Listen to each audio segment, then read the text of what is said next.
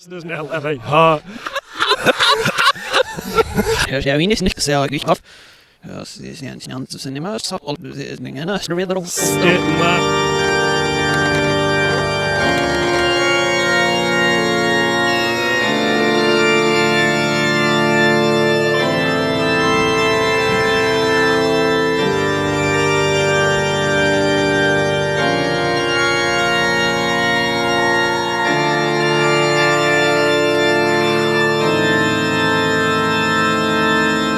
Welcome to the Idiots 3 RPG Podcast Halloween Special. I'm glad we could get Vincent Price in for this episode. Excuse me whilst I continue to hold that voice, because as we've learned, I am very good at holding voices on this show. I am Duncan. And tonight we are playing Pitch Slap, the competitive game development show where my two spooky ghosts will pitch their scariest, spookiest, most gruesome RPG, and I devour whoever I think brings the inferior of the two. Ooh. So, who are these gruesome ghouls, you ask? Could you introduce yourself and give me your spookiest noise? Okay, I'm Jack, and this is my spookiest noise.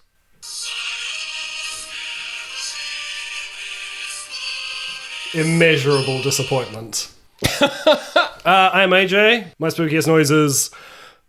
Ooh. Well, honestly, all I can say is I expected a lot better. We can do it again if you want. Our audience expects a lot better, but they don't get it, so there we go. I'm going to have to say AJ's going to go first for trying. You don't think communism is scary? No, I welcome it with hope. I mean, nothing. So, straight to Gulag. What we'll do is a very teeny little spiel about how this game works, and then AJ, we're going to give it to you.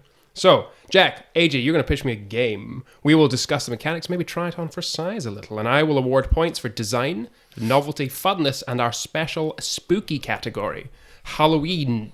Whoever scores the most points, I guess wins. So, AJ, over to you, sir. Lovely. So, speaking of spookiness, I'm a big fan of spooky movies, and the best decade for spookiness is by far the 1980s. This is when the absolute peak of horror movies happened. You get the Friday the 13th movies. That's when Halloween really hit its stride. That's all came into the 70s, then really hit its really bonkers shit in the 1980s. You got Texas Chainsaw Massacre 2, the Evil Dead series, all that sort of stuff. It is my favorite time in horror history.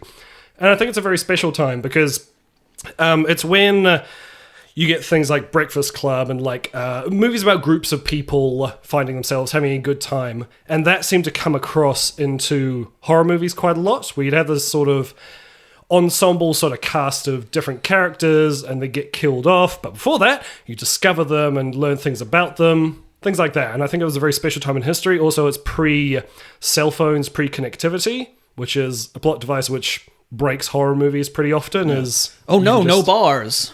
Yeah, exactly. Right. You had to find a reason for cell phones not to work or for them to break. Things like that. So, my game is all about recreating 80s horror movies, and it is called Kill Cards. Kill Cards. Ooh. Totally not married to the name. I'm sure there's a better one there, but that's what I'm going with because it is a card-based RPG game.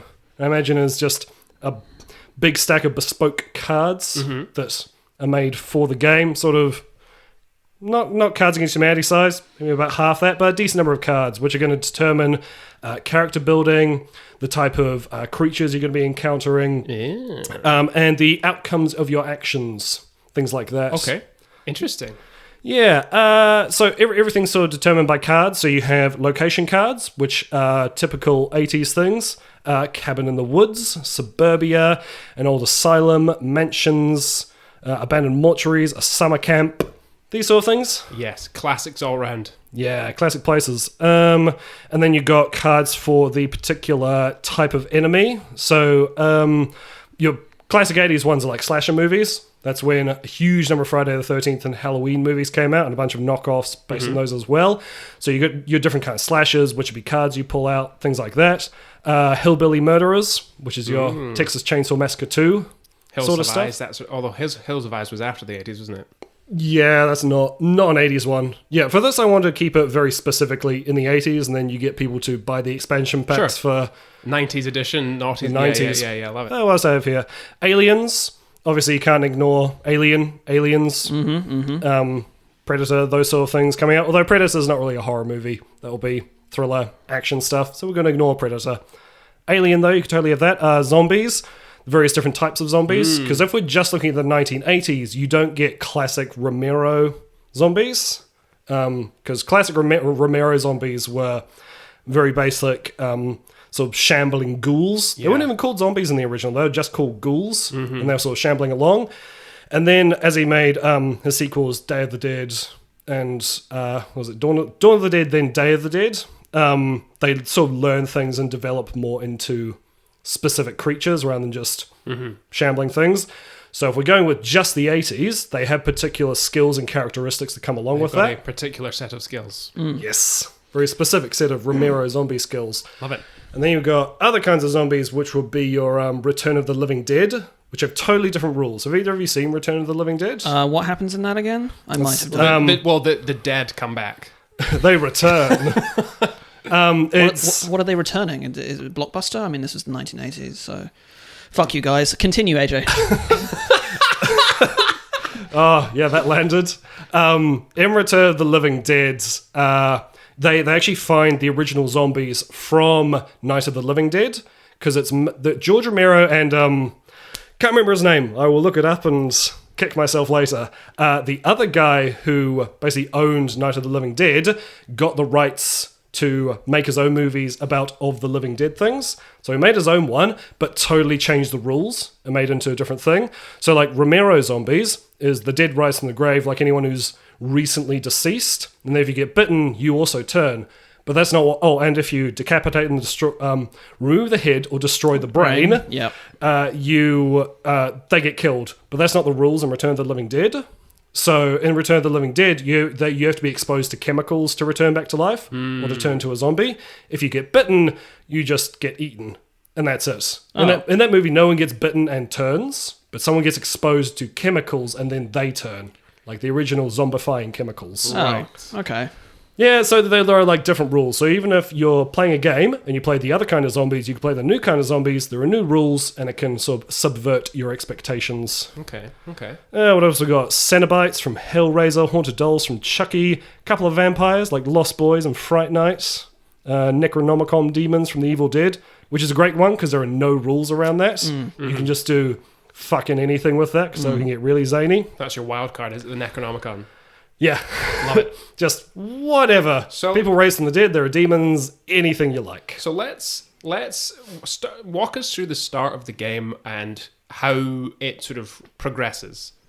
So start of the game is you have to populate it with your victims, your characters, and everyone pulls cards, which are just goal cards. You don't have particular character things which you draw. It's just you have goals, you build your characters around that, because I think goals and things you want are really what define characters, and you can build everything else up around that. Sure. But the thing about the goals in this one is something that I always find tricky with horror games, especially RPG games, is like suspension of belief and things like that. So the goals aren't necessarily just the character's wants and needs. It's a very metagaming thing. Is you're controlling the character and you're trying to get them to do tropey 80s things. Okay. So your goal as a player is to get the character to go into the basement and open the vat of chemicals or something like that. Or it'll be something way more vague. It'll be something like catalyze the happening, whatever happens. So you design a character around that. Maybe it's someone who is drunk and foolhardy, and so you try and get them into those situations. So you're trying to achieve those goals. Okay. And that's the kind of things that work. Okay. So yeah, stuff like they have to try and seduce another character, get drunk, get high, do something stupid with a vehicle, get someone else hurt, those kind of things. And then you can build your character into whoever you want around that. So say your setting is cabin in the woods, and you get those kind of things. Maybe you're all like in high school and you build your characters around that. Or maybe if you're setting in an asylum, it doesn't really make sense having everyone being high school students. Maybe you work there. Maybe you're caught in the asylum. Maybe you're school trip day visiting the local mental asylum. That's where we went when I was in school. To be fair, high schoolers visiting asylum on day trip is a good horror setting. If you actually think about that, that's excellent. Yeah, that's not bad. I'd lean into that trope. So yeah, it'll be stuff like that. So it's a very metagaming thing where you're just trying to build a classic 80s horror movie, and you sort of get, I'll go into the points and stuff later, you get rewarded for doing tropey things, which are the goals of your characters. Okay. And to achieve those goals, you're going to have to build tropey kind of characters. Okay. Yep. So the goal is less about an overarching narrative, but about each character trying to achieve their individual goals. Is that correct? Or is there a wider narrative underpinning all of this? There's a GM who'll be running it, and so they're the one throwing challenges at you in situations that you don't expect. Sure. And then characters have to react to that. Maybe they come together, then maybe they turn against each other. So you could randomly come up with things that conflict very, very hard. Like maybe something like...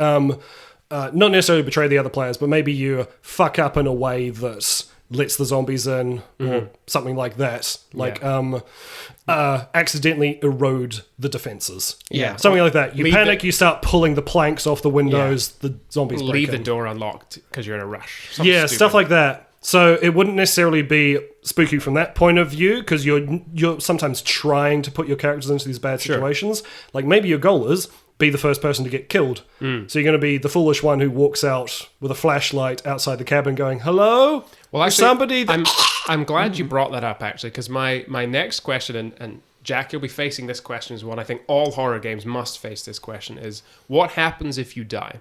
Because especially if this is 80s tropey film, someone has to die right at the start of the film. Yep. So say you get a goal card which says die in Act 1. Well, that's going to be a problem for all your other goals. So maybe you probably have to communicate with the GM about this to make some different things. Maybe you have two characters. You have one who goes to the cabin in the woods and is like a reckless jock and runs out into the woods, does something stupid. They die. They're the first person to die. And maybe you have another character who is like... maybe a police officer who pulls all the other characters over at the beginning and says, hey, what's going on here? I smell marijuana, blah, blah, blah, blah, blah. Lets them go, but then turns up at the cabin later with a gun, helps solve things. So maybe if you've got goals that don't really line up, maybe you split them into two characters. Okay. Which Which means you can die and still something cinematic happening later. So let's say you have one character and you die accidentally because you pull a car that kills you, whatever. Something happens and it's just an accident. Is that you just out of the game, or would you try and bring another character into it for that person? I reckon build another character. If you've got leftover goals, maybe you've got a certain number, or I don't know. I think you do need some mechanic to make another character and come into the story, because it would be a bit tricky if you just suddenly shoehorned a new character arriving on the scene. Yeah. I do see the problem there. Maybe there's like a time cutoff. Like if you're this far into the second act, maybe you're done. That's as far as you can get. Yeah, so maybe you're if you don't have two characters, maybe you've got plot armor. Maybe everyone has a plot armor card or something like that, and it lasts until a certain point, and then everybody's plot armor. You hit the climax, the turn to Act 3. Well, maybe plot armor is eroded. Yeah, well, speaking about plot armor, I thought you could have edit points, sort of like Mutants and Masterminds has, where you have edit points that you gain from doing badass stuff, and then you spend them to sort of create things in a scene, but it could be that equivalent thing. If you are in a bad situation in the first act but you need to live, spend one of your edit points, something just narrowly misses you instead of a machete cutting your head or off. You survive the wound or something like that. Yeah. Spending points like that. And the way you get edit points, I think everyone should get at least one to begin with. So you can, it's like a take-back, say, almost. Yeah, and that can be your plot armor. So you can use your plot armor earlier, but you can still die. You can still have stuff come back to bite you if you use it badly. Literally. Yep. And then your goals, as you complete them, give you more edit points. Okay. So you can sort of create stuff in a scene that wasn't necessarily there, but so long as it makes sense for the setting, you can get it. So say you're crawling away from an enemy in a suburban house. Yeah. Edit point, I've got this very big plant or something, a flower pot. I'm going to throw it at the enemy. And so you spend an edit point to give yourself an extra action other than what has been established in the scene so far. Those are the rewards that you get. It's always edit points, or do you sometimes get other stuff? I was just going with edit points because edit points is a good catch-all for whatever you need. Yeah, because we're just trying to make a good movie. Yeah, so I wouldn't want to make a specific of you can get a weapon or whatever. Maybe you just need a way out suddenly, there's a loose plank and you can clamber through it out of the house. No, edit points I like edit points because it's a thing that a player can use the way they want to use. It encourages creativity. Yeah, rather than receiving the axe card for when in fact your character would never wield an axe, you just get an edit point and then you can choose whatever is appropriate. If you're like the prissy blonde, you're probably not going to use an axe because prissy blondes weren't necessarily wielding axes in the 80s. It wasn't until it started to be subverted. So maybe you are the fleeing type. And I think they were in the 80s though, because if you look at Friday the 13th Part 3, Jason gets killed with an axe by the main female character. I suppose, and I suppose it was perhaps more common in like your like grindhouse films, yes, and some of the less mainstream films where there was a bit of subversion already happening in the 80s, like sexploitation films and that sort of thing. Yeah. It would also be quite cool for edit points for you to be able to affect other people's scenarios, which would help with your goals. Maybe you could do it secretly, communicating with the GM in some way, or maybe you openly declare it so that there's like... I think you can openly declare it. I don't really see a problem with that. So you say, let's say your goal is to make sure you're the final survivor, and there's only 2 of you left, and somebody's about to get caught by the bad guy, and then you just say, edit point, the door is locked. Oh, you trip on a nail. You stand on a nail, something really bad happens, you're trapped. Yeah. Would it work for the narrative? Because obviously the goal is make a cool story. Mm-hmm. Do you think it would be cool or game ruining if dead players could come back as the bad guy? So with zombies, that would totally work as a thing. Maybe there are other goal cards if you like in certain scenarios. If you're a zombie, if you're possessed, things like that. Maybe the GM can then dish you some evil cards. Yeah, the way I imagine the game is you've got the big set of cards, which kind of everyone needs, and then you've got a booklet, which is sort of your monster manual for the different scenarios. So if you're cabin in the woods, you populate it with these as the GM. Sure. And if you've got zombies, you've got these, plus you've got these other cards. If someone turns, they've now got zombie goals. Yeah. Which totally works. That's really good. Is it House on Haunted Hill? What's that board game? Yeah, House on Haunted Hill. House on Haunted Hill. You at some point you pull out a booklet and somebody becomes the evil player. Yeah, I think it's called the Haunting. The Haunting, it's literally just called the Haunting. Yeah. That's cool. I like that. And also, it keeps your deceased players, your unlucky token minority who died in Act 1, in the game. Yeah. Which, because it's always a shame with games like Dread, for example, which for me is like the benchmark horror RPG, where if you perish, you're just out of the game. And I think that's like for people who don't know how Dread works, it's an RPG and you've got a Jenga tower, which is meant to simulate fear and tension. Yeah, rising tension in the game, which makes sense. Does it. Yeah, everything comes to a big crescendo and then the tower falls over, someone dies. Yeah. If you read Dread's rules, they kind of say, yes, we know this won't always make sense. Because say you're trying to just investigate something and you pull a thing out, the whole tower falls over, they say, okay, so you definitely wouldn't die in this scenario, but just say they get a phone call and they have to leave. Yeah. Which there's something slightly missing in the mechanics there, but yeah. Specific stuff with outcomes and things, so everything's run through cards. They're outcome cards, so you've got ones that say succeed, there are ones that say fail, with degrees of them as well. So like, you succeed impressively, or you only just succeed. You succeed by the skin of your teeth, and then on the same card, it'll give you something else. You can, like, another consequence, like... with a bane or a boon, perhaps. Duncan, could you reach under the table, please? Haha! There we go! There we go! He's done it! Here we go! Here we go. Oh, it's coming off a lot easier this time. During the Halloween episode of Pitch Slap, Jack will bring up banes and boons in comparison to AJ's action consequences mechanic, even though they are not similar at all. Signed, AJ Macruso, Esquire. You are too predictable, Jack. Anyway, it is not that similar. It's not predictable when you recreate another player's game, basically. It isn't similar at all. Tell me. I'm actually curious. Because you're not deciding... There aren't 4 cards, which say banes and boons, then success fail. Got to say it right. This is different. Banes and boons. Anyway, this is different, but I knew it would come up. So it would say something like, you succeed impressively and learn something important. Right. So something like that. And that could be used in a lot of situations. They have to be vague enough, like the Dread thing. If your tower falls over when you're just reading a book, it doesn't make sense that you die. Yeah. So you have to have them vague enough that they work in pretty much any situation. Or you catastrophically fail and are hurt badly. Or you fail and lose something important. Or you could have positive things, like you just barely fail and learn something useful. So you learn something about your enemy, you find another escape route, there's a loose floorboard, clues like that. Bit of nuance. Yeah, Specificity. like, I wanted it to be specific. And I reckon there's an exact formula to 80s movies where we could figure out how often they succeed and fail and what the consequences are. And you can make cards that are exactly referencing those moments. So something like, in The Thing, where they're trying to kill it, and they're like, okay, let's kill it this way. That doesn't work. You fail, but you learn something important. Stuff like that. It doesn't like fire. Yes, stuff like that. So maybe you try and smash its skull in with a bat, its head explodes, but it doesn't stop moving, but it, I don't know, steps on some petrol that was on fire. Oh, yeah, electrical wire, it gets electrocuted, that hurts it. So stuff like that. I think it's good. GM has to get a little creative, and I've got some here that definitely wouldn't work for every situation, but I don't know, make it work.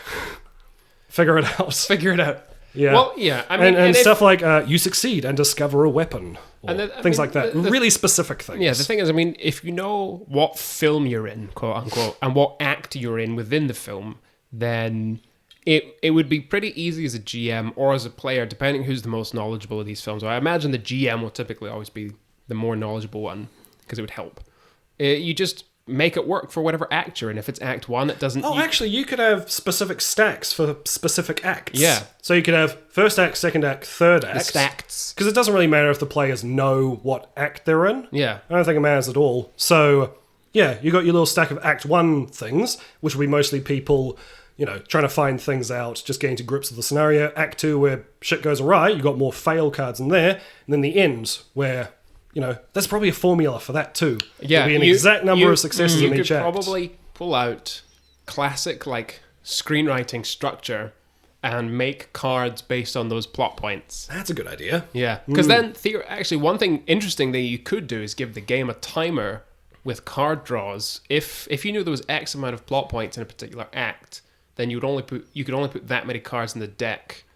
Getting increasingly difficult until the climax where things start to be resolved. And you kind of see the game counting down as well. That might end up being a little bit too, rigid in terms of what you do when. And then, because we have to strike a balance between recreating a film versus literally copying a film and just saying, okay, cool, you're in Friday the 13th and these specific things happen at this specific point. This isn't... And then it's boring. This isn't film reroll. Yeah. This is RPG. We're not LARPing. For Film Reroll is a great podcast for anyone who doesn't know about it. Yeah, they're great. So, we're not recreating a film. We're recreating the idea of these You're films. kind of doing it, but you want to be tropey, but in your own way. Yeah, it's kind of like there you're should doing be Friday agency. the 13th, but not that one. You're doing a sequel to it. Yeah. Friday the 13th, 13. Yes. Friday the 14th. Yeah. There you go. You're trying to go The day for that after one. Friday the 13th. Yeah. The night before. Yeah. Return of the Living Friday 13th. I've got a scenario I think we could play. Would you guys like to Yeah, create some characters? If you got a Scare me, I want to. Our scenario is Cabin in the Woods. The GM does not tell you what you're going to be facing off against.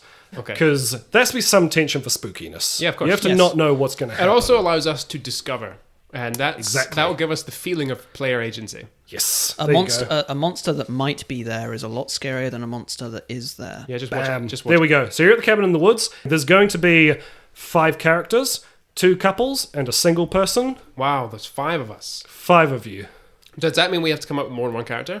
You can if you want. I'd suggest just for this one, what I've got planned, come up with 1 character. And I'll just do some other stuff with the Do you other want to 3. be high school or college age?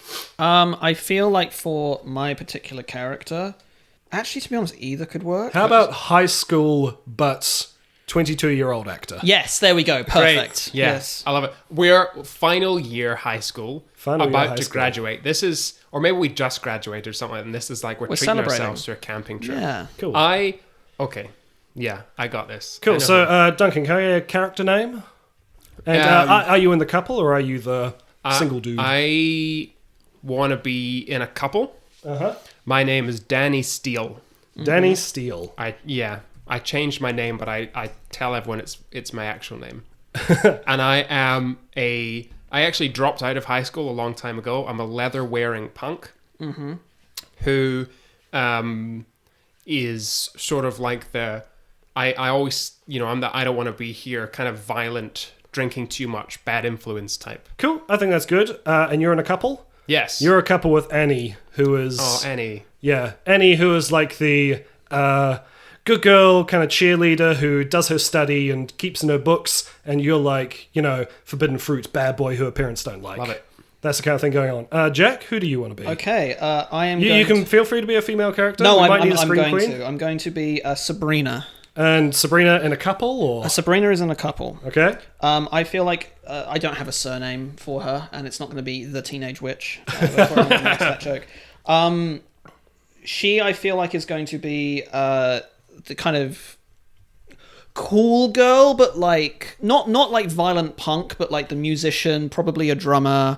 Like does well in school, but doesn't try too hard. Generally gets along with people, but that kind of like slightly edgy popular girl with probably a denim jacket, long hair that's never tied up. Okay, that yeah. kind of thing. Starting to get an idea of this group of people. Yeah. So we've got Danny and Annie. Danny Steele. Steele and Annie, who are a couple. And we've got Sabrina and Bobby.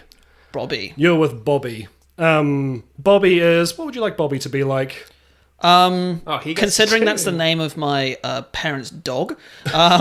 He's just a fucking dog. Very loyal, feels lucky to be with you at all. Yeah, let's Like, go with that. Yeah. Punching above his weight, he's just fortunate to be invited out and be with you. You're describing me with my wife. Cool. And there is Ed, who's a bit of a nerdy loner, like known for playing a couple of practical jokes around school, but quite introverted. So, Danny and Annie, Bobby and Sabrina, and then Ed. No last name. Excellent. Cool. The car is called the Smash Wagon. Of course it is. I'm going to say it's Danny's. Danny, yeah, fuck yeah, it's Danny's. It's, Danny's Smash Wagon. Imagine like Ford Mustang Yes. with like the end. I'm not a car person. The engine bit sticking out the top of the bonnet. Can't remember what it's called. No, you got it. The type of car you definitely wouldn't tie a mattress to the A top hot of. rod. Hot rod? That's what I think they used Sure, to be wet called. car, Hot guys. rods. I thought no. You know what? I was about to debate, but I know nothing. So Vehicles. Cool. It's got four wheels. So plan is, Danny and Annie are going to be sleeping in this room with the bed that's already there. With the shit stain. Bobby and Sabrina are going to drag a mattress into this room. Ed is sleeping on the couch, Sweet. which he's fine with. Bathroom. What is this bit? It's just a weird hallway that goes around the bathroom. Yeah, it's fucking weird. Right? Yeah, who designed this? Oh, indeed. Cool. I think we've got our characters. You'll know kind of what you're doing. Yeah. Yes. You've each got an edit point. Feel free to use it whenever you Nice. like. You don't have to use it right at the beginning. Cool. Now let's just jump into it. Cool.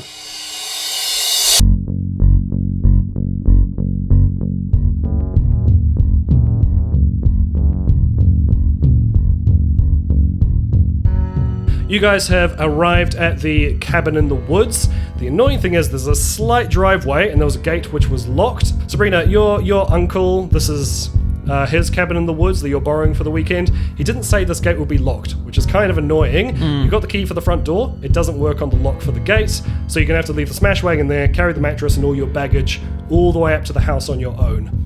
Where are you each going to head to? I'm gonna go sort of haphazardly throw my bag and Annie's on our shit-stained bed. Cool. You unlock the house, wander in. Outside the house, there's also a tool shed and an outhouse. Oh, The outhouse you hopefully won't need. It's from before there was plumbing in the cabin. There is Yeah. a toilet in the cabin. That outhouse is Please, coming back into please, you don't have to use it. great.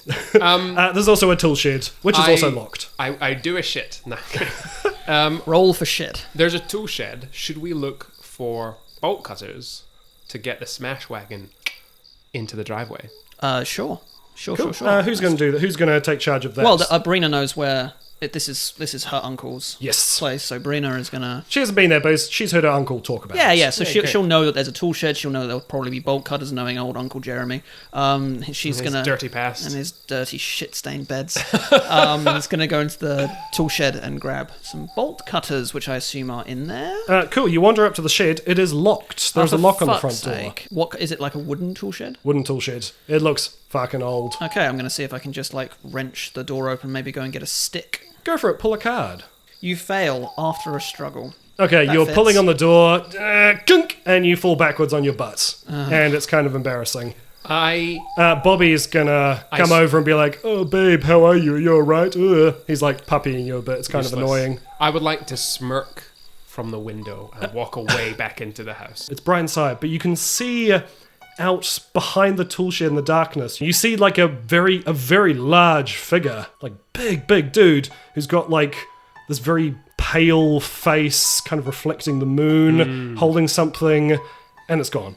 Like you saw something move, but could have been just a reflection of the glass. What could it have been? I think for now he's going to leave it because Not worry about it. no, because Just, whatever. he's had an interesting life and it's not the first time he's seen things, and it won't be the last, Nice. or maybe it will be. Fair enough. Let's cut back to Sabrina. Sorry, everybody. So Brina's gonna get up, dust herself off, push Bobby aside, sees Danny doing that. Like a I'm gonna go confused back face. to the smash wagon, Uh-huh. and I'm gonna get in and I'm gonna drive it through the gate. Oh, you're pissed off. Yes. Sweet, you go straight through. You're gonna wreck your uncle's very nice gates. Yep. Bobby's kind of pale face just staring at you. Ed, who has just been sitting by the outhouse, kind of picking at his jeans, looks up and finds this goddamn hilarious. Danny, you hear a sound, and Annie's kind of in the room not paying attention, but you both hear a sound. Does it? Wait, what kind of sound? Like a car smashing through a Okay, gate. red in face, anger, storming out the bedroom through the living room. But before I exit, okay, I will have to use an edit point to acquire a baseball bat. Baseball bat? Yeah, reasonably there could be a baseball bat. Yeah, Cool. I acquire a really cool weapon, which is one of my goals. What, a sword over the fireplace? A baseball bat? I'd say that's musket. I'd say that's really cool. Oh, fuck. Muskets. Well, I got a baseball bat. Tally ho! I wasted my edit point. That's right, you got a baseball bat. That's Yeah, pretty cool. baseball bat. You're gonna head outside, confront Sabrina. Whoa! What are you doing? Hey, you weren't helping with the tool shed. I thought you might be able to help otherwise. I inspect the car, the love of my life. You inspect it, pull a card. Oh God. You succeed with humorous consequences. Okay, the car is surprisingly pretty much fine. The wood was like rotted and stuff. And then you look up into the driver's seat and Sabrina's just, what are you doing? You're doing a rude gesture. I'm just doing this. Okay, you are leaning back in the seat, jerking off at him. Yeah. There we go. Oh yeah, sorry, I should have described it. I forget this is a podcast. Sabrina is, mimicking male masturbation at you. Give your response. With a really long dick. Really long. I grip my baseball bat, but know that A, she's a girl, and B, in my car, and there's nothing I can currently do. And I just go, "Rah!" and I storm back into the house. With a baseball bat? Sweet. Yes. You're back in the house. From inside the house, you hear Annie say, "Oh, that's interesting." Whoever is playing Annie at this time discovers a book made of leather with a very horrible, creepy face on it. Oh, he's Necronomicon us and next. Real missing. Management apologizes for the inconvenience.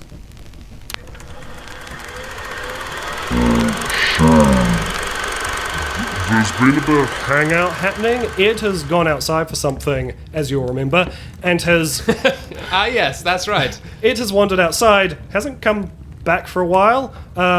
Bobby as well went to go find Ed, because there was some debate about what to do, and Bobby, volunteered himself. They've both been kind of missing for a while. Oh, they're fucked. Okay. So we have Danny, Annie, and Sabrina all hanging out in the lounge. Annie's been kind of reading this weird Facebook casually in the corner. Ed and Bobby are nowhere to be found. What you gonna do? Well, I don't care about those two losers. You don't care? Your I'm gonna boyfriend's go out. missing. I'm gonna go find my boyfriend. You're just gonna wander out? You're gonna have some talk to these guys? Oi, I'm gonna go and find Bobby. You cunts coming. Cool. Annie doesn't like you saying that word and kind of just looks at Danny. Fine.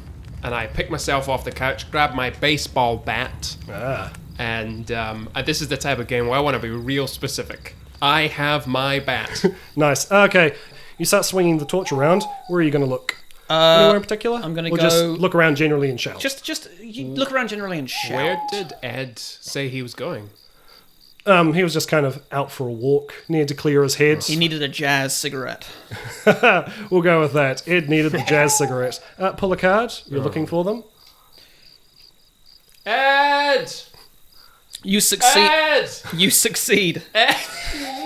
But receive a minor injury. Cool. You're looking around. Your torch shines on the outhouse. The door to it is currently open, but you can't quite see what's in it. Oh, God, Bobby, lock the door. As you step towards it, you slip over and graze your elbow, which kind of delays you, gets mud on you, but nothing serious.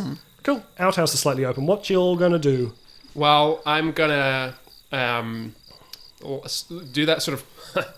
should have been careful. Past Sabrina. But I do still help her up. Cool. And now what? Did we see anything in the outhouse? The door's just open. Like, it definitely hasn't been open the whole night. It wouldn't be open on its own. I'll shine my light in. It's just open. There's no one in there. You can't see into it from this angle. Oh, okay. I'll head up and... Really? You wanna, Sabrina really heads over to the outhouse. I say, really, you want to take a shit now? Cool. I don't think... You know, Danny, you don't have to be such an asshole all the time. Cool. As you say that, you open the door, turn back to look in the outhouse, and you see Bobby sitting in the outhouse, but his whole bottom half is just missing. How do you react? Sabrina screams.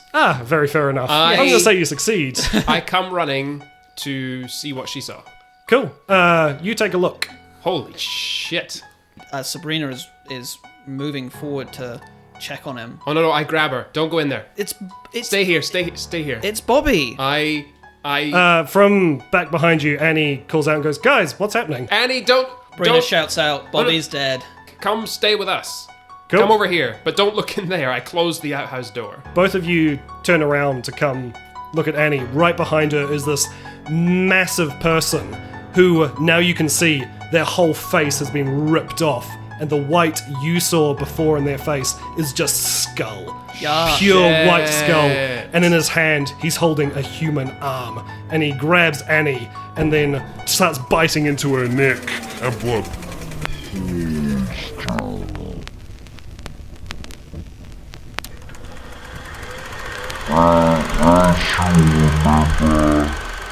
Has happened earlier in the film. A lot has happened since then. Yes, Annie has now died, but you tried to drag her. You dragged her inside. You managed to fight off this massive hulking zombie. Get her in the house. You lock the door, but in the meantime, she has become one of these horrible creatures. Fuck.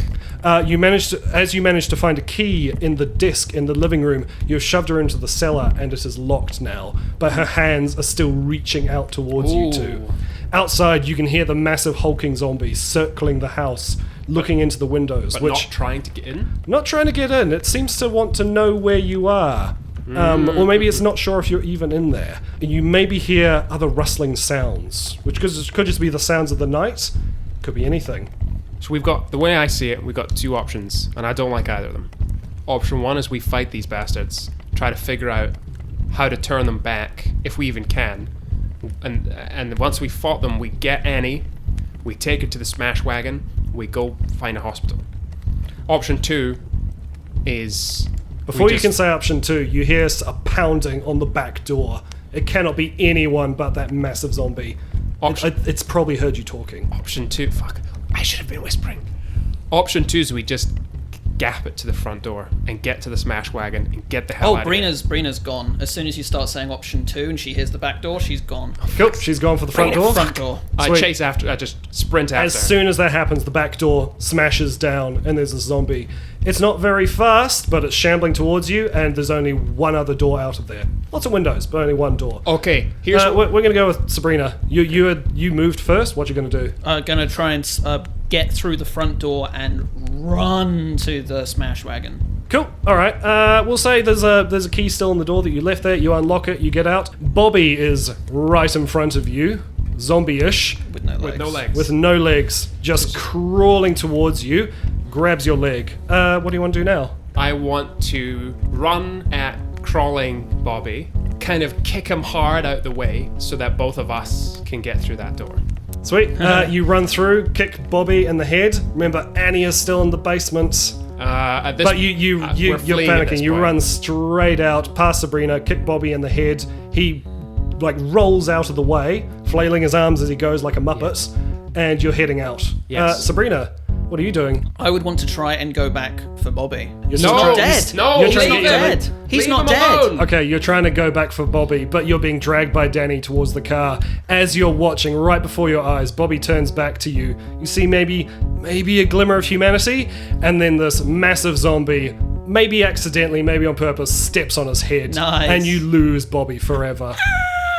Okay, I want to get us both in the car, start turning the engine. Turn the engine. Take a card. Fucking knew it was going to do this. You catastrophically fail and are hurt badly. Okay, you turn the key in Kaboom. the engine, the key breaks. There's no way you're gonna fix this. And in this moment, your hand slips, your knuckles are skinned, they're really hurting now. Okay. So you're currently in the car, there's a zombie coming at you. Sabrina, we'll go over to you. I'm gonna jump into the back seat and see if I can find anything that might be helpful. You turn to the back seat, and Ed is sitting there and grabs you by the face and bites your nose. Danny, I wish to punch Ed off Sabrina. You absolutely smash Ed in the side of the head, and the force of the hit sends his head into the side of the car, and he goes still. Danny, Sabrina, what would you like to do now? Okay, so I want to grab you by both shoulders and be like, just run. Get out the car, fucking gap it, save yourself. I'll give you time. As you're having this tender moment, which you totally get through, and it's very meaningful, blood pouring down Sabrina's face, a hand smashes through the window behind you and grabs you, trying to pull you back out of the car. Okay. Sabrina, over to you. I'm going to. As I'm pulled back, I'm I'm gonna open the glove box. Use an edit point to find a gun in there, because of course you would have a gun. Yeah, he's got a gun. That you conveniently forgot about, but fair enough, you find a gun. I find a gun. I was trying to hide And it I from will Annie. use it to try and shoot the big boy. You do shoot him, but it goes straight through Danny's skull first. Oh. Brina's gonna have some serious issues for the rest of her life now. Can we have a final action for the game? Do you want to sit in the car screaming or run away? What does Sabrina She's do? going to. I'm going to say that's the only bullet in the gun, or the gun jams, so she tries to fire it some more, and then gets out of the car and just runs Gaps into the it. forest. Do what you're told. Alright, so gun in hand, Sabrina stumbles off into the night with the sound of crunching bones fading into the distance behind her. A static shot lingers on her running away from camera, fading into the forest, and credits begin rolling up screen.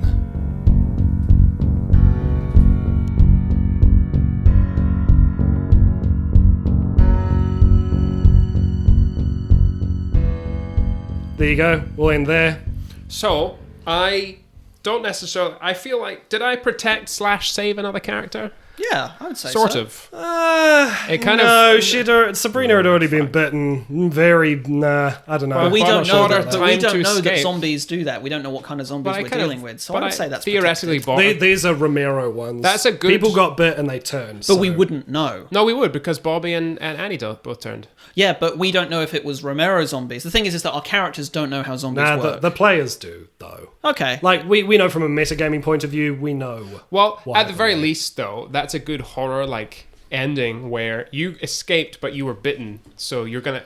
So you yeah, didn't- this is the sequel. Yeah, so... You I- arrive at the next cabin in the woods and they take you in. So if I can't argue to complete that goal, I can die in Act 3. Yeah, you My died final in Act 3. goal.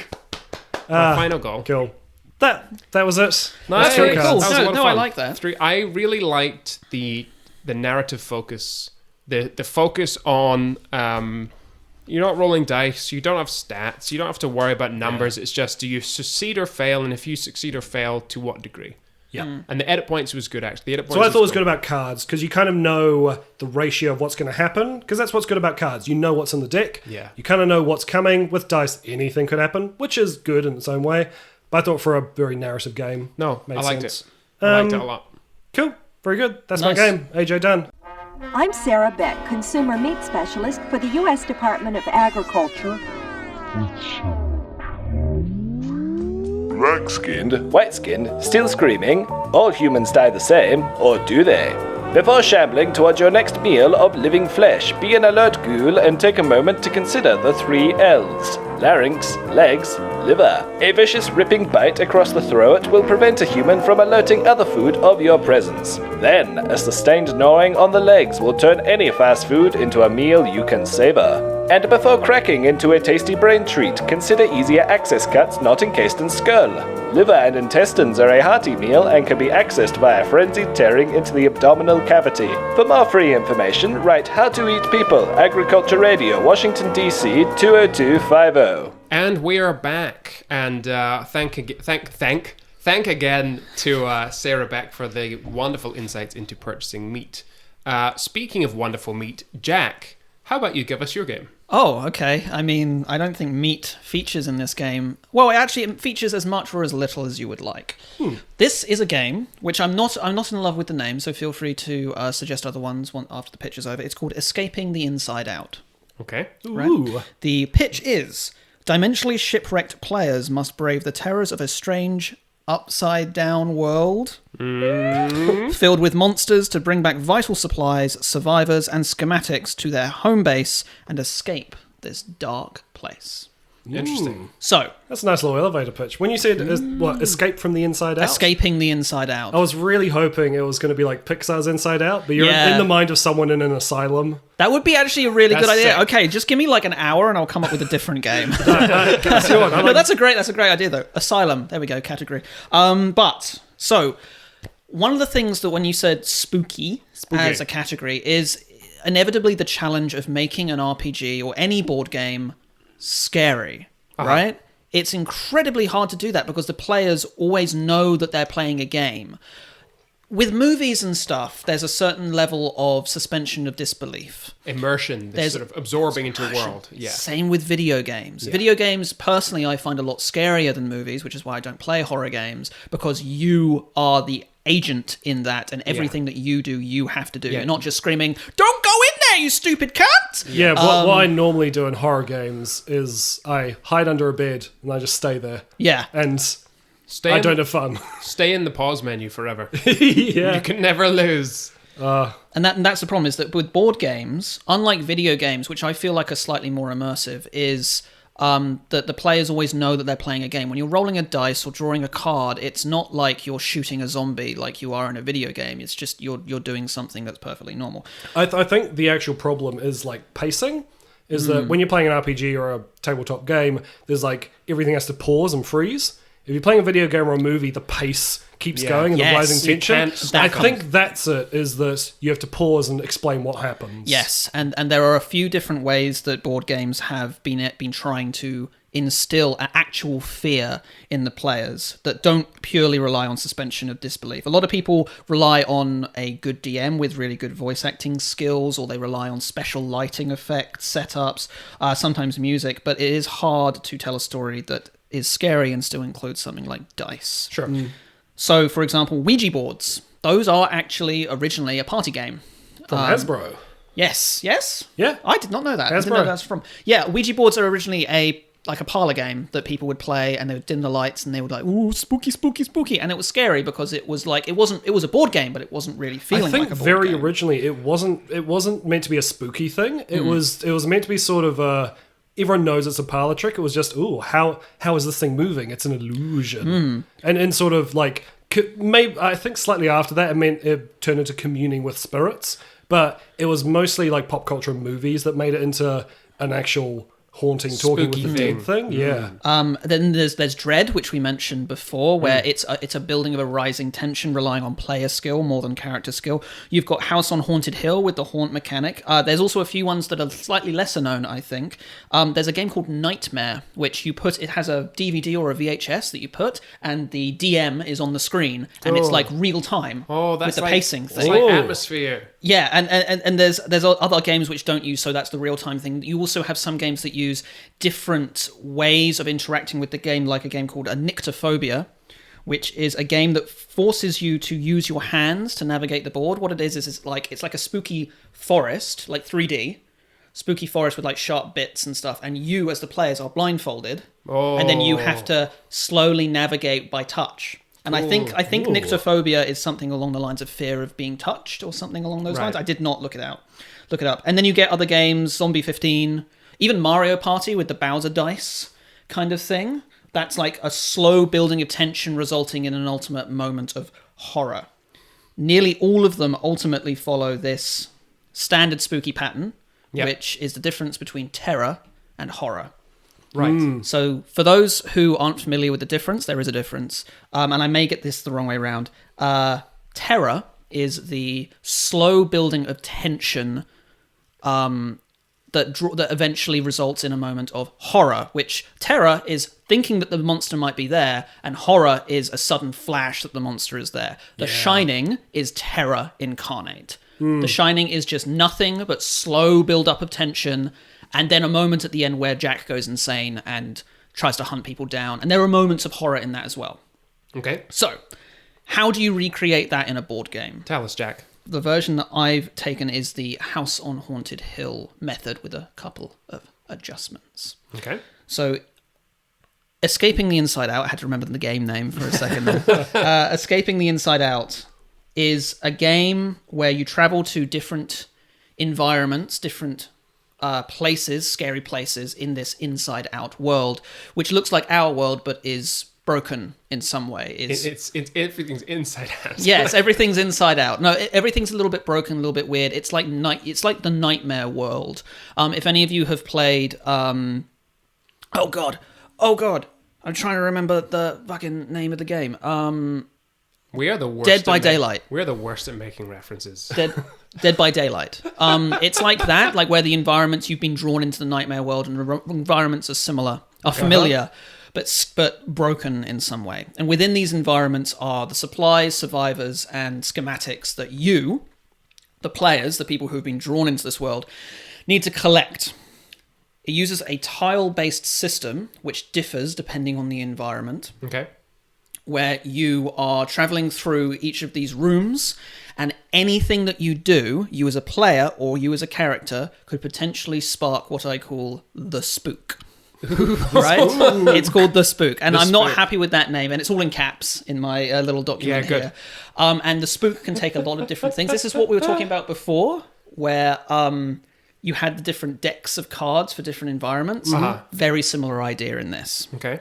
When an environment has been chosen by the players, the GM has a deck, and they choose a few different kinds of spooks and a few different kinds of triggers for those spooks. So, for example, let's go with zombies.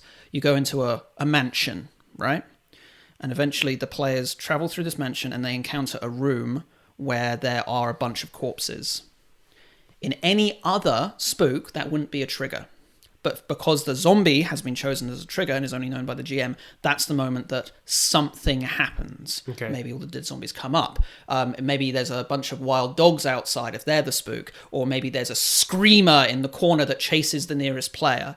The intent is to do something similar to House on Haunted Hill, but instead of it just being kind of like a timer that when this, like after this long, this haunting happens, every single room that you enter, every single thing that you do, every single item that you pick up could trigger the a spook. brand new scary thing to happen. So can multiple scary things happen in one session, or is it like you play until the spook happens and the climax is resolved? So I feel like it's a long-term, it's actually designed to be somewhat of a long-term campaign, where you go into one environment, you collect, and you get out, or everyone dies and you have to start again, or something along those lines. Something happens and you come back to base, drop off your stuff, and then you go to a different environment that has a different spook. In one session, that can happen as many times, or as many or as few times as you like. Okay. Essentially. Okay. Honestly, the supplies, schematics, and survivors thing is designed to give you a reason to enter these scary environments. So that could be anything else. Who are the characters? Are they like professionals, or is this like SCP where it's victims? No, not victims. They're prisoners who have been sent. Yes, they've been sent in to investigate this shit. It can be whatever you really You're want. expendable. I haven't actually got that, but got that specified. But what I've got in the character creator. Now you will probably go through quite a few characters, so the character creator is quite basic and Quite rapid. Cool. How do you, so with let's go to character creation. Yeah. How much of a role do the traits of the characters play in the game? Those are used to determine success or failure in certain actions. Okay. So I'm thinking that thinking of following kind of a Savage Worlds kind of system where it's quite simple, and the better you are at something, the higher the value of the dice you can roll. So if you're not very good at something, you roll a d4. If you're okay at it, you roll a d6, and if you're really good at it, you roll a d12. So you do want to give this a sort of full dice-based sort of engine. Yes. Okay. Yes. Now, I know we said you have to pause and roll dice, but one of the things that I was thinking of including in this is once the spook happens, there is a real-time timer that kicks in, and one of the triggers can be a real-time timer. So it doesn't matter you have to go into a room.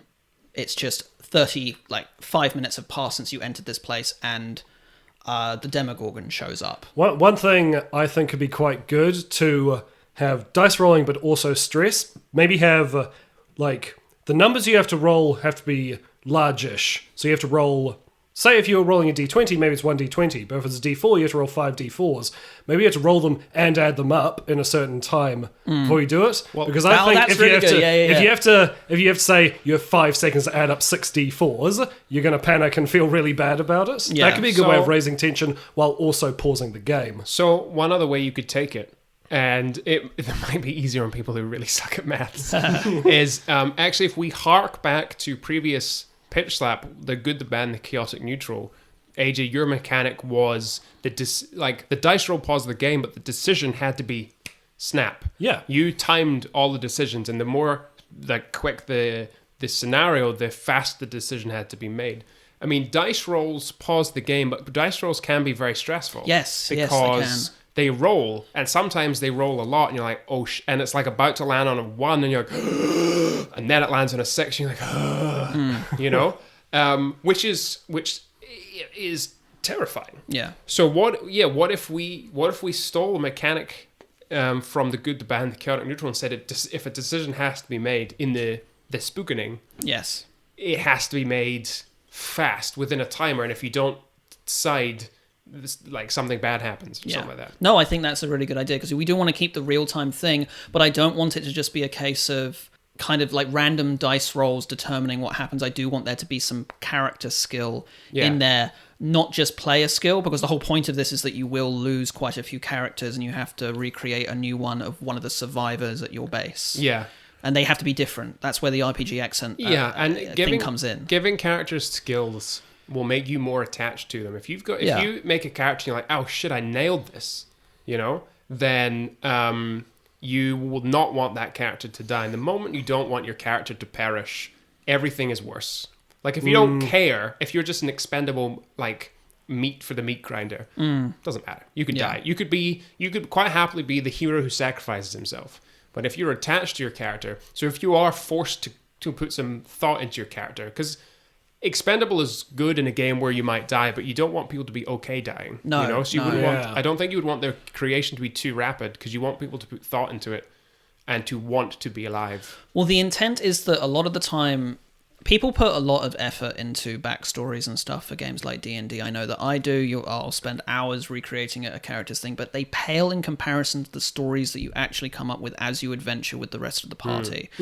I feel like if you want to make truly memorable characters, they have to win, they have to succeed. And again, I'm going to bring up XCOM again, because that's what happens in that game, is that you start off with a bunch of rookies and eventually they become these insanely overpowered meta-humans, but despite mechanically your character, this particular soldier, being exactly the same as this other player's soldier, they have different looks, they have different feels, they have different stories, they have different experiences. Their skills are exactly the same, but they are different characters. And I want that same kind of thing in this spooky game. One thing that might be cool, and this is sort of something I thought of, if you are a GM and you've got a player who half-assed their character, and you're like, this guy might break the tension because he doesn't care, because his character is too expendable. You could always be like, okay, AJ, you actually have a pet dog. His name is Rex. And now they have to, okay, they made an expendable character. Now they got to look after Rex, a dog. And I feel like because we humans we get weirdly attached to even fictional animals. That's a really good way to suddenly give somebody additional tension, because they'll struggle to control Rex. Yeah, that's actually something that's... I'm wondering how the dog fits into the narrative, though. It could be a what is sniffer the narrative dog. here, actually? Why are you going into these places? Yeah, sure. So the narrative. That is a good question. Yeah, like you say Dog Rex, cool, but he's back home somewhere. He's not in you the could find Inside him. Out. You might find him in the Inside Out. Or you've trained him, or you've trained that's Rex fun. to sniff out certain supplies. Yeah. Yeah, the point of the Inside Out environment. Shoehorn it in there. The point of the Inside Out environment is that any kind of horror trope that you can, it's kind of actually very similar in concept to your game, AJ, where you can have a lot of different things. There's a lot of different like spooky things that can happen. It's always quite unexpected for this particular game. But the point is that it's very adaptable. If a brand new horror thing comes out next year, like maybe clowns because of it suddenly really spooky, you can find those in the Inside Out. It's your nightmares.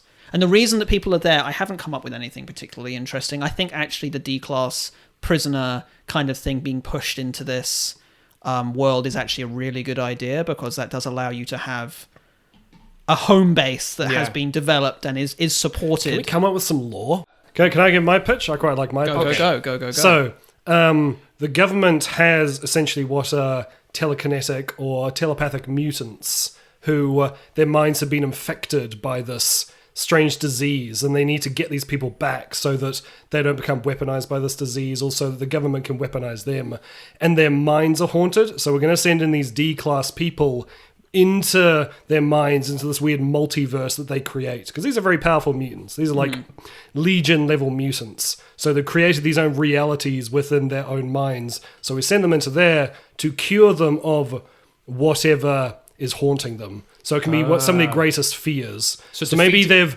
gone crazy and they're really scared of clowns, so it's clowns that are in there. Yeah. So there could be lots of things they're scared of, because then it makes sense of why is this manor in a vacuum, and why can't we just go away from the manor and get help and come back? It's because it doesn't really exist. You can't. This is a metaphor inside the mind of an insane person. But you can die for real.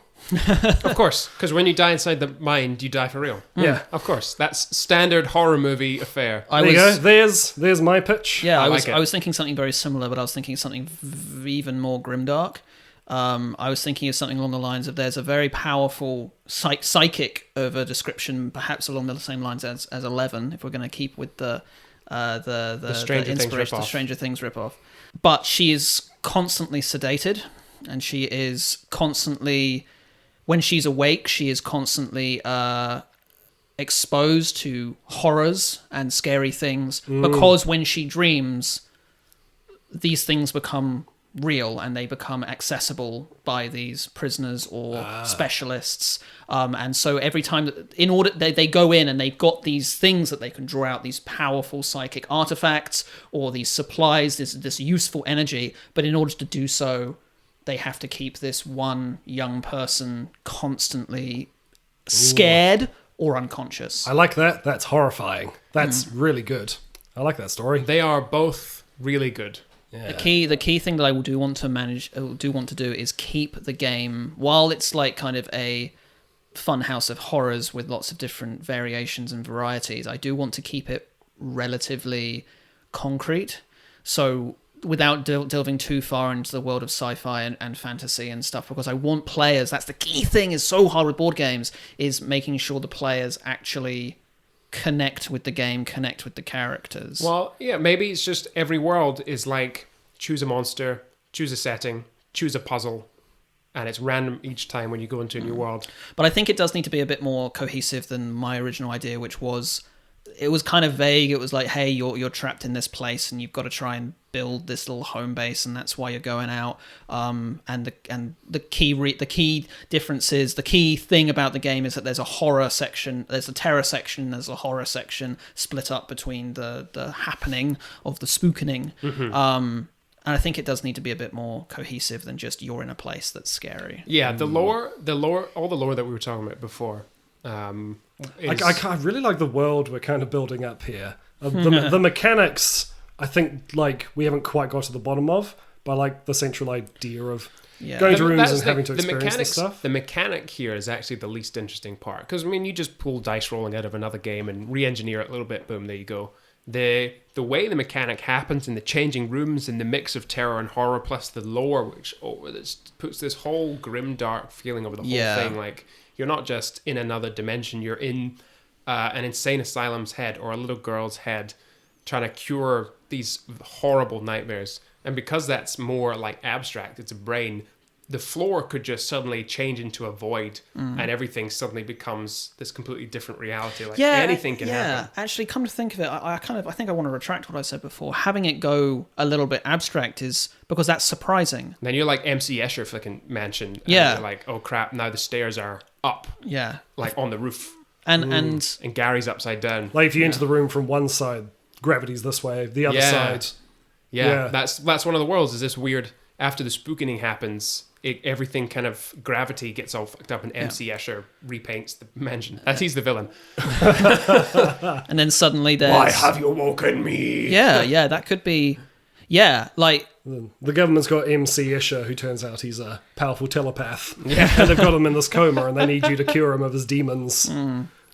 That's fun. I like that. That's funny. That's funny. I think the thing is with a game that actually makes players scared, it requires such a huge amount of kind of psychology to make it happen, where you've got a world and a story that is recognizable but still provides enough flexibility to make it scary.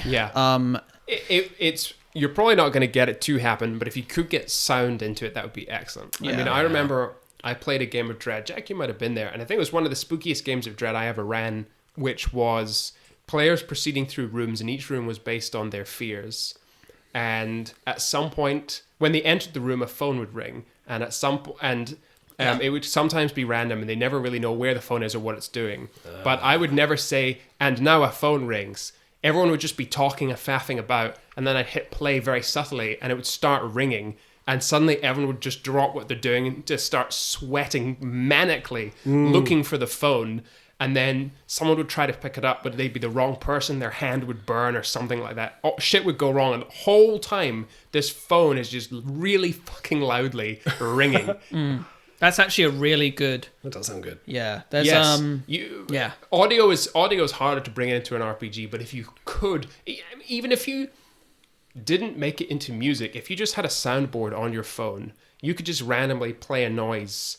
And no one would ever... Like, someone might see you pick up your phone, but if you're very subtle and you wait for the players to Everyone's going to be on their phones the whole time anyway. Yeah, if you wait till the players are talking amongst themselves, and then you just press the, like, door creak sound or something like that, or the groan or the wind whistling, and there's, like, a voice, you know? Or you have... one of the ones that I read about was games where people have just got heartbeats, very, very subtle. Oh, fuck that, no. That's too much. Like, so quiet that you can barely tell, and they only played it when something scary was about to happen, so people were starting to, like, associate it. It's that fucking Pavlovian trigger, isn't it? It's you, throughout the whole game, you train someone to be afraid of a certain noise, or, like, on edge, you know. I don't know if it would necessarily work with your game, because you want them there... The spookening would... Like, once the noise happens, the spookening happens, and then they kind of know it's... But I guess you could... You can fake them out. You can have clown noises and then keep having clown noises and like, where the hell's this clown? And then zombies. What if they had like a Geiger counter or something? Because I don't know about you, but I find the radiation noise of a Geiger counter extremely, like, it puts me really on edge. Like, it was a struggle to watch Chernobyl because sometimes that's all that's playing is their Geiger counter noise. Yeah. And that sort of thing. If you had a soundboard and you could just up or down the bet there's an app for it. Up or down it depending on where they are. They open the door to a room and their fucking thing goes yeah. And all of these are triggers that you can use in game, out of game. It's really up to the DM to consider it. I like building flexible games that encourage creativity from the #Jack's optional rules. Yeah, that encourage the DMs to make it their own. And I think something along those lines is really fun. I was struggling with this game to try and create in-game tension and out-of-game tension. It's hard. Yeah. It's hard to really build that in mechanically and stuff. But it created an interesting discussion about horror games and what makes them scary. Yeah, that's what I kind of... Which is cool. And pretty much all the ideas discussed today for your game would be scary. It's just a matter of pinning a few of them down. It's definitely a game that needs to be kind of play tested a fair amount, and I don't think it'll be scary for everyone. It's just the version I've got here is... I always make them way too complicated. Big ideas. Lots of big ideas in it. Yeah. Tricky. Big daddy ideas. Cool. Shall we points? Shall we points? Yeah. Who wants points? Me, sir. So, this is both a high-scoring game and a very close one. Oh. Because I really struggled to differentiate the two games based on our 4 categories, because I thought they were both awesome. That's quite neat, because they're both very different games, I think. They are quite different, yes. So, so we got Kill Cards versus Escape from the Inside Out, which I have preliminary called the spookening for simplicity. For design, bear in mind, design is about how tight is it, how well designed in it, what's the mechanic like, all that sort of mechanical stuff. It's a very mechanical category, and for Kill Cards, I've given it a 7, which I think is definitely above average on its way to a 10, because it was very interesting, and I loved the simplicity of it. But the randomness of the cards meant that it was hard to be the character you want to be, because sometimes you would be doing an action that you might be very good at but still failed miserably, which is good for the game but takes some of the... It's like a very it was random... kind of taken from the point of view of, like, in a lot of those slasher movies, everyone's just some incompetent. dude. Yeah. They don't have any special skills, but I get what you mean. Yeah, you're trying to walk an interesting line between recreating an awesome 80s horror movie and creating an RPG with player agency. Yeah. And 7 is, I think, still a very good score. For the spookening, I gave it a 6, and the reason I gave it a 6 is because it's a lot of different mechanics and it needs pinned down. It does, So, to be fair, all the mechanics we talked about would have made a fucking stellar game. But it needs pinned down into the ones that will actually be the game. Mm-hmm. And I think when that happens, it shoots up to friggin' 10. Like, if you can create tension and scariness in an RPG, especially like just any tabletop game, you've won instantly. So for novelty, so how unique is it? How interesting and sort of new and never before done, if at all, is so for Kill Cards, I give it a 9. Ooh. I haven't really played a game. I've played games that and seen games that have some similarities, but the combination of mechanics that you use combined with the simplicity, I thought was really novel. I thought it was a lot of fun, and I gave the spookening a 7 because it's very much on its way to a 10 in terms of novelty, because there's just not that many horror RPGs around, and your combination of things is not too common, but it does pull a lot of inspiration from other games. It's not a crime, which is why it's not below a 5. 7 is, again, like almost top marks, you know. Funness, I gave you both a 10. Oh, we're both fun. So they both adhere to the spooky category in different ways. And it's interesting to see how you took it. You know, we've got like tropey 80s slasher trash film, and we've got... Trash? Some of them. Some of the ones we talked about. And we've also got genuinely tense, shut all the doors and blinds and dim the lights, kind of, I'm going to shit my pants in this game, kind of like... If my anus can unclench. That's actually one of the triggers for one of the spooks, is shitting your yourself. pants. Yeah. And just the shit monster from It's Dogma. the coprophiliac, yeah. Oh, God. Oh. So, now we come to spooky. Spooky is quite a loose category for a Halloween theme, where I was like, you can either be scary or like adhere to a Halloween sort of theme. It doesn't need to be a scary game to be a spooky Halloween themed game. It just needs to adhere to that type of genre, which is why you can both score points despite having games on the opposite ends of the spectrum. For Kill Cards, I gave an 8. I thought I loved the reenacting of 80s movie tropes. I sort of took a couple points off it because you could technically transplant it into any other type of film rather than just like spooky. Yeah. But I think it works. It would work less good as any other movie type, except maybe rom-com, which would be very interesting. Like a lot of those movies start off as a rom-com. They all get together in the cabin in the woods, trying to get to know each other, and then have a splash around. Skinny Actually, dip. that's exactly what film reroll does with Friday the 13th Part 4. Make it a rom-com.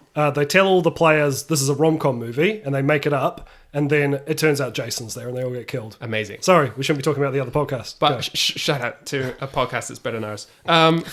So for the spookening / escape the inside out, I gave it 10 out of 10 spooky. Yeet! It was spooky. It was spooky. Spooky with a 0 and an O. Oh, like God. spoopy even. Ooh. It was if you can nail down those mechanics, put it into a rulebook and actually get it play tested, I think it could be a genuinely terrifying game. And that's awesome. Yes. I want to sweat. Oh. I don't want you to sweat. I want my beanie to slide off my head because the yuck. grease is just lubricates me.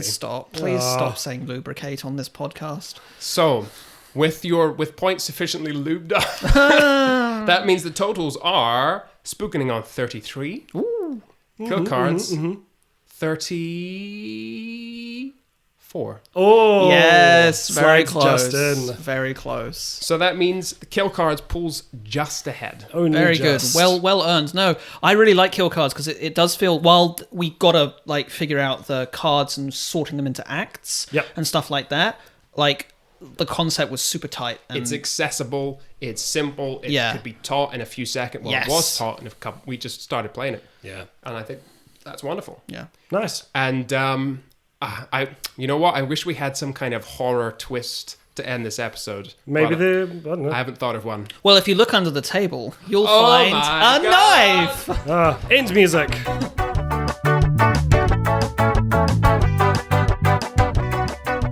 That's it from us here at Idiots 3 Make an RPG. You have been listening to Pitch Slap, and I hope you've enjoyed yourself even half as much as we have. If you like what you heard here today and want to enable this strange addiction to bad RPG design we've developed, drop us a review, like Silly Goose on Facebook, follow us on Twitter, and mail us your least favourite family member. For legal reasons, that is a joke. Tune in next time for another episode and prepare yourself for head-scratching paradoxes and other quantum nonsense, because we're taking on the white whale of all fiction. Time travel. See you then.